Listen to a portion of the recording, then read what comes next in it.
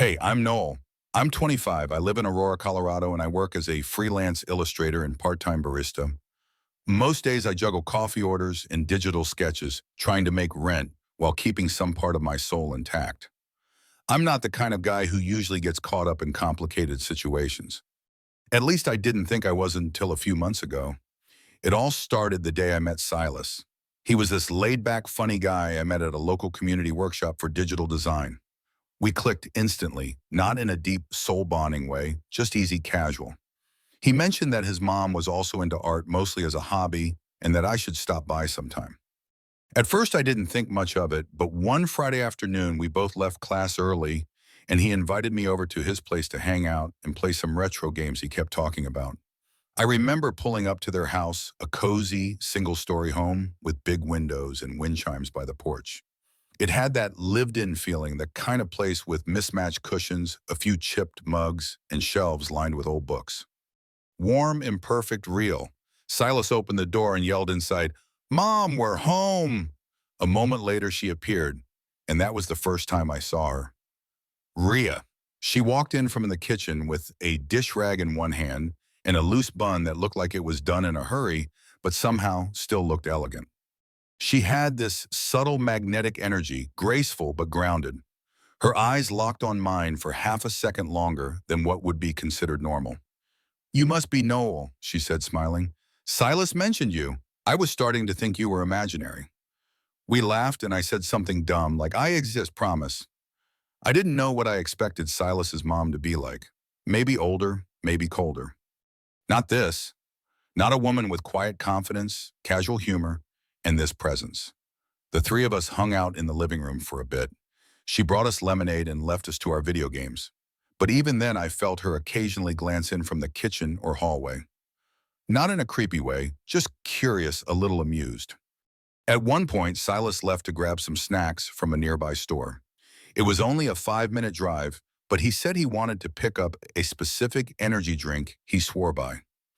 I was left sitting in their living room flipping through TV channels when Rhea walked in again, this time drying her hands with a towel. "Silas won't be long," she said, sitting down in the armchair across from me. "He still thinks those drinks make him better at Mario Kart." I chuckled. He's convinced. There was a moment of silence after that. Not awkward, just quiet. I looked over at her. She looked back. For a moment, it felt like neither of us was exactly sure who we were to each other. Then she leaned her elbow on the armrest and tilted her head slightly. "You have kind eyes," she said. That caught me off guard. "Thanks, I guess," she smiled softly. "I mean it. You seem thoughtful. Most guys your age are all noise." I laughed nervously. "Well, I think too much sometimes." "Better than not thinking at all," she said, then glanced at the floor before meeting my eyes again. If only I were younger. The room suddenly felt smaller, quieter. The sound of the clock on the wall grew louder. I didn't say anything. What could I say? My heart was thudding, but my face stayed calm. Then she smiled again, the kind of smile that covers something deeper, and stood up. "Anyway, let me get started on dinner. You staying?" "Ah, sure. If that's okay." "Of course," she said, already walking toward the kitchen. But before she turned the corner, she looked back at me just briefly, and in her eyes I saw something. It wasn't just a joke. It wasn't just passing curiosity. There was something else there, something real. The next few days I couldn't stop thinking about Rhea. It wasn't just what she said, "If only I were younger." It was how she looked at me when she said it, like there was something unspoken suspended between us in that quiet room. I tried to brush it off, told myself I was overthinking, but deep down I knew I wasn't imagining it. Silas and I kept hanging out as usual. Coffee shops, late-night gaming, a couple of chill house parties. A few times he invited me back to his place, and I found myself accepting mostly because I wanted to see her again. I wasn't proud of that, but it was true. Every time I stepped into that house, a part of me expected something. Rhea was always around, sometimes in the kitchen, sometimes reading in the living room, always casual, but her eyes lingered just a second longer than necessary. Her comments were never inappropriate, never crossing a line, but they danced on the edge. One evening, maybe a week after that first visit, She commented on one of my Instagram stories a photo of a sketch I'd done of an older woman's face. Nothing special, just a practice portrait. She replied, "She looks like someone who knows exactly what she wants." I stared at the message for a good minute before replying, "That's what I was going for." She answered, "You nailed it." Nothing overt, just enough to make me think. Then she started replying more often. A funny meme here, a quick "this made me think of you" video there. Every message a little closer, a little more personal. One Thursday afternoon, I got a text from her. Not Silas. Rhea. "Hey, sorry to bother you. Do you know how to reset the Wi-Fi box? Silas isn't answering." I was 2 blocks away at a cafe. Without thinking, I texted back, "Yeah, I can swing by." When she opened the door, she smiled like she expected me. She was in leggings and an oversized t-shirt, hair tied up, no makeup, effortless, beautiful. "The Wi-Fi box is being dramatic again," she said, stepping aside to let me in. I reset the modem in about 30 seconds. It wasn't a real issue, I knew that. So did she. "Can I offer you coffee as payment?" she asked, already heading to the kitchen. I hesitated, then followed. She poured 2 cups, handed me one, and leaned against the counter. I stood across from her, sipping slowly, trying not to stare at how the afternoon light hit her collarbone. "Thanks for coming," she said after a moment. "I didn't want to bug Silas while he's out. I knew you were close by." "No problem," I replied. "Always happy to help." She looked at me for a few seconds, then said, "You're very easy to be around, Noel. That's rare."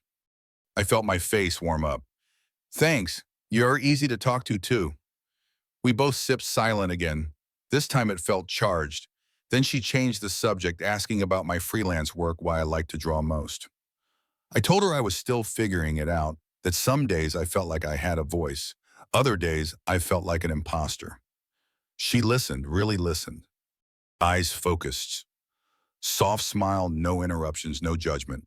At some point, she reached out to take my empty mug, and her fingers brushed mine. Just for a second, I froze. So did she. Then she took the cup and turned to the sink like nothing happened. "I like that you don't pretend to have it all figured out," she said back to me. "Men who act like they know everything are exhausting." I wanted to say something clever, something that would keep the energy going, but I couldn't think straight. I just nodded and said, "I guess I'm still learning." She turned around, leaned against the sink, and crossed her arms. "Good. Don't rush to become someone else just to impress people. You're more interesting just being you." That moment hung in the air like a held breath. I left 10 minutes later, thanking her again, heart pounding the whole walk home. From that point on, things picked up pace. We started texting regularly, not flirty, not outright romantic, but warm, familiar, personal. She started sending songs. She liked random thoughts late at night, like, "Do you ever feel like the more you grow, the less you understand about people?" I always replied. I wanted those messages. I waited for them. One Saturday afternoon, Silas invited me over to watch a game. He got caught up on the phone with someone outside, and I ended up inside with Rhea again. She was folding laundry on the couch, and we started talking, like usual small stuff at first, then deeper. At some point, she looked at me and said, "You know, if you were 10 years older and I was 10 years younger," I raised an eyebrow. "We'd still be strangers at a grocery store." She laughed. "No, we'd probably be figuring out how to explain things to Silas." There was no pretense anymore. We were both thinking the same thing. I said nothing, but I couldn't look away. She didn't either. That night when I got home, she sent a text. "Don't overthink today. I just like talking to you, that's all." Same here. But we both knew it wasn't just that anymore. I didn't see Silas much the week after that. He was busy with midterms and hanging out with some girl from his class, the one he mentioned once or twice, but never brought around. I didn't mind the space. If anything, it gave me room to breathe, but not from him, from Rhea. Or maybe about Rhea, because the more time passed, the harder it got to pretend we were just being friendly. We kept texting late at night, and in the middle of the day, she'd send something small, a photo of her garden, a line from a book she was reading, a question like, "Do you think people always mean what they say?" And I'd reply every time. I didn't know what I was doing. Not really. I wasn't trying to seduce her, but I wasn't walking away either. Then came Saturday. Silas texted in the morning, "Spending the night at Breeze. I'll be back tomorrow. You good?" "All good. Enjoy." I didn't think much of it until 2 hours later when Rhea texted, "If you're not busy tonight, I'm making lentil soup and grilled cheese. Could use a taste tester." My chest tightened. It was innocent technically, but I knew what it meant. "Can't turn down soup. Want me to bring wine?" "That would be lovely." I bought a bottle of red and stood on her porch for a second longer than I should have before knocking. When she opened the door, she looked different, not overdone, just softer. Her hair down a loose sweater that slipped slightly off one shoulder and jeans. She wasn't trying to be anyone else. She was just being Rhea, and it hit me harder than I expected. "Come in," she smiled. "You brought the good kind." "I Googled wine that won't make you look cheap," I joked. She laughed and let me inside. The house smelled like herbs and toasted bread. The radio was playing something low and jazzy in the background. It didn't feel like a trap. It didn't feel planned. It felt warm. We ate at the kitchen table, talked about everything and nothing. She asked about my family. I told her how my mom had moved to Oregon with her new husband, how my dad was barely in the picture. She nodded quietly, listening. Then she said, "I used to think being alone was the worst thing, but sometimes it's a kind of peace." I asked her if she ever got lonely. "All the time," she said, "but I'm not sure I want to give up the space I've made for myself." That hit me. I understood it more than I could say. After dinner, we moved to the living room. The lights were dimmer there, a few candles lit, no overheads. We sat on opposite ends of the couch legs curled toward each other. The wine was kicking in, but not too much, just enough to feel things more clearly. She asked if she could see my art. Not the Instagram stuff, the real stuff. So I opened my sketch app on my tablet and showed her a few projects I hadn't posted: portraits, small stories, faces I invented from nothing. "You draw like someone who watches people very closely," she said. "Is that good?" Uh, it means you notice things. Most people don't." I set the tablet down. There was a pause. Then she asked, "Do you think this is wrong?" I looked up. Her eyes were darker in that light, serious. "I think if we were doing something wrong, we'd know."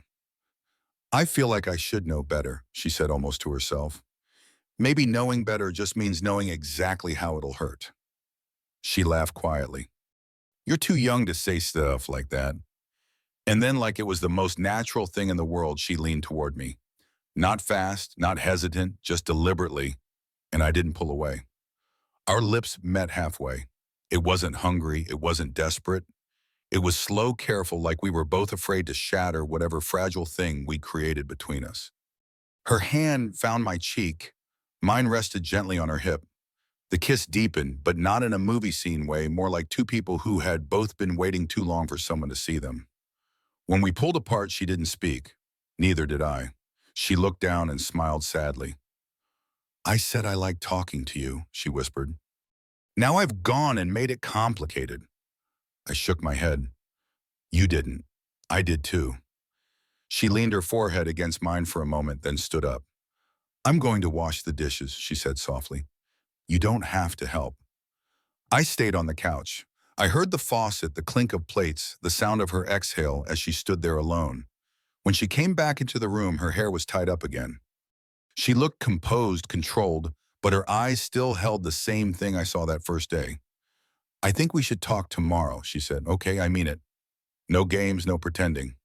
I'll be here." She nodded almost to herself. "Good."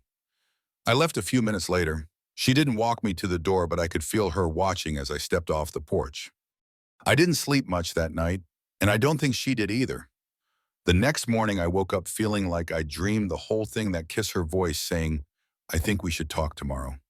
The warmth of her skin, the pause before she pulled away. I lay in bed for almost an hour, replaying everything, every glance, every word, every silence. But reality set in the second I checked my phone. Nothing from her, Mom. Silas had texted, though, back later today. "You around?" "Yeah, probably. Let me know." Just a normal check-in. He had no idea. Around noon, I decided to go for a walk. I wandered around the neighborhood, hands in my pockets, half hoping I'd run into her outside her house. I didn't. The curtains were drawn, no movement. By 3 p.m., I gave in and texted her. "I've been thinking about last night. Still here if you want to talk." Nothing. I didn't push. I knew her type, or I was starting to. Rhea was a woman who needed space.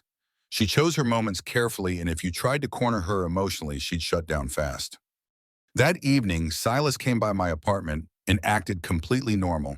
Talked about Bri, asked if I'd seen the latest episode of some show, offered me half a burrito. I nodded, laughed, kept up the act, but my mind was elsewhere. I felt like I was living two lives, the one where I was still Silas's chill friend, and the one where his mother had kissed me with a kind of sadness I couldn't shake. Another day passed. Then around 10 p.m. the next night, I got a text.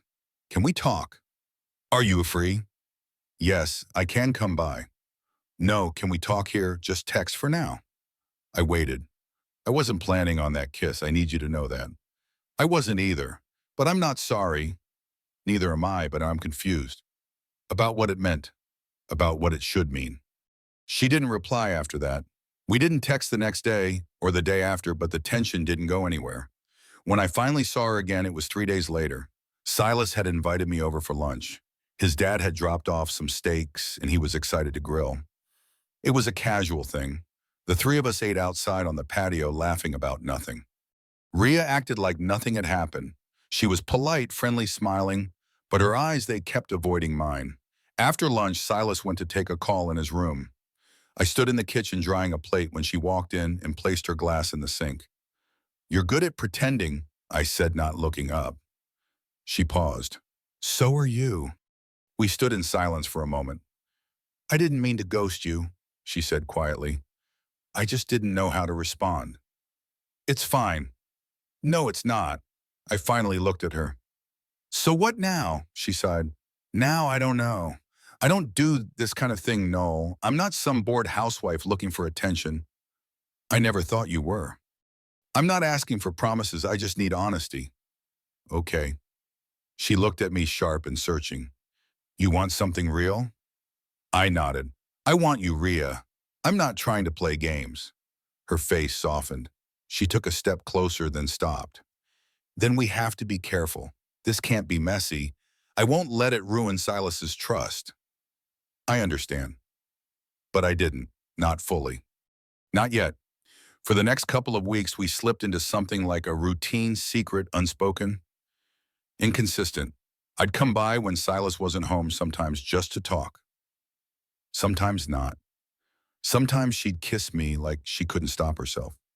Other times she'd keep her distance and say things like, I'm not sure this is fair to you.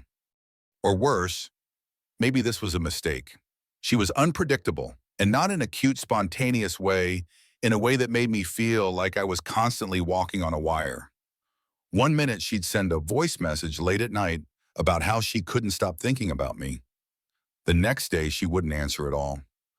Once after a quiet dinner, she asked me why I liked her.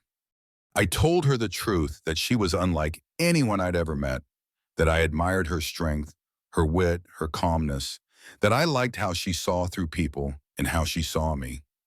She listened, then looked away. You say that now, she whispered, but eventually you'll resent the things that make me me. What does that mean? It means I'm older, I'm stubborn. I need space, I don't always want to explain myself. Sometimes I just need to be left alone, and most people don't get that. I leaned forward. I'm not most people. She looked at me, really looked, and said, that's exactly what they all say. That night I left early. The next week things got worse. She grew distant, shorter replies, less warmth. I asked her if she wanted to stop. She said no, but also said she needed time, that I was a lot, and she wasn't sure she could give what I wanted. The problem was, I didn't know what I wanted anymore. All I knew was that being around her made me feel alive, and not being around her made everything dull. One night I waited outside her house for half an hour. She had said she'd be home. Lights were off. No one answered. I walked home in the dark. That was the night I realized something was shifting, that this wasn't going to last. Not because we didn't care, but because we were too different, too misaligned, too afraid of what came next. She had walls, and I was still learning how to knock without breaking them down. I didn't hear from Rhea for 4 days. Not a text, not a like on a post, nothing. The silence this time felt different, not angry, not dramatic, just distant, like she was quietly pulling back from something she had already decided to let go of. I tried not to overthink it. but of course I did. Every hour, every night, I kept checking my phone. I typed out 3 different messages and deleted all of them. I didn't want to chase her, but I also couldn't pretend I didn't care. Then on the 5th day, around 6:00 p.m., she texted me, "Can you come over tonight just for a bit? I need to talk." My stomach dropped. I didn't ask what it was about. I didn't say anything at all. I just replied, "I'll be there in 20." When I pulled up, it was already dusk. The sky was fading from pale gold into gray. Her porch light was on, but the house felt unusually quiet. I knocked. She opened the door wearing jeans and a cardigan. No makeup, hair pulled back. No smile. "Hey," I said gently. "Hey," she echoed, then stepped aside to let me in. We sat in the living room, no wine this time, no jazz in the background, just silence and the faint ticking of the kitchen clock. She sat across from me, elbows resting on her knees, hands clasped. She looked like she hadn't slept well. "I'm not going to drag this out," she said. I nodded. "Okay. I care about you, I do, and I know this whole thing started without either of us really planning it, but I've been thinking a lot. Too much probably, and I need to end this." I didn't react right away. I just sat there trying to hold my breath steady. She continued, "I don't regret what happened. Not any of it, but I can feel myself getting pulled into something I don't know how to carry, and I don't want to hurt you more by pretending I can. I'm not asking you to carry anything," I said, my voice lower than I expected. She nodded slowly. "I know, but that's the thing. You're asking for something honest, something that could grow. I'm not in that place, Noel. Not now, maybe not ever. I've lived a life, I've raised a kid. I've been through a marriage that left me a version of myself I barely recognized. I like my space, my quiet, my control. And as much as I want to be the woman who opens up again, I don't think I can be." I swallowed hard. "So that's it." "I think so." I looked down at my hands. "Was it just a distraction for you?" "No," she said instantly. "You were never that. Don't reduce it. You made me feel something I hadn't felt in years. You reminded me I'm still alive." I let the silence stretch between us. "You said you liked being around me," I finally said. "Was that not real?" "It was real," she said, her voice quiet. "But real doesn't always mean sustainable." I felt my chest tighten, not from anger, but from the kind of sadness that comes when you realize the ending isn't sudden. It's slow, quiet, and inevitable. "I think I'll always wonder what this could have been," I said. "Maybe that's the best part," she replied. "That will never ruin it by dragging it out too far." She stood up, walked to the door, and opened it slowly. Not in a rude way, not cold, just final. I stood, walked over, and paused in front of her. We didn't hug. We didn't kiss. We just looked at each other one last time. Her eyes were soft, but there was no hesitation in them. "Take care of yourself, Noel," she said. "You too, Rhea." I walked out, and just like that, it was over. A week later, Silas invited me to grab burgers. He talked about his job, asked if I was still drawing, then mentioned his mom in passing. "She's been quiet lately, doing yoga every morning. I think she's going through some phase again." I smiled faintly. "Maybe she's just finding peace." He laughed. "Maybe. He never found out. I don't think he ever will." As for me, I moved on slowly, not bitter, just changed. I stopped waiting for her name to pop up on my phone. I started sleeping better. I threw myself into my art again. And for the first time in a long while, I started drawing without thinking of anyone else. What we had wasn't fake. It wasn't meaningless. It just wasn't meant to last. And that's okay. Noel and Rhea's story offers a poignant lesson about the delicate dance between connection and self-preservation, teaching us that sometimes the most meaningful moments are fleeting, yet profoundly transformative. Their fleeting romance, sparked by mutual understanding and unspoken longing, reveals the human need to feel seen, especially in moments of vulnerability.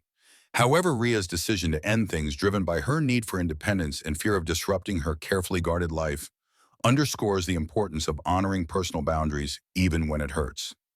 Noel's struggle to navigate his feelings while respecting Rhea's space shows that true care often means letting go, allowing both people to grow without forcing a connection that isn't sustainable. This story urges us to cherish the connections that awaken us, but also to recognize when they've served their purpose, leaving us changed but not broken. It's a call to embrace the beauty of impermanent bonds, to listen to our hearts without losing sight of what we need to thrive, and to find peace in endings that allow us to move forward with grace.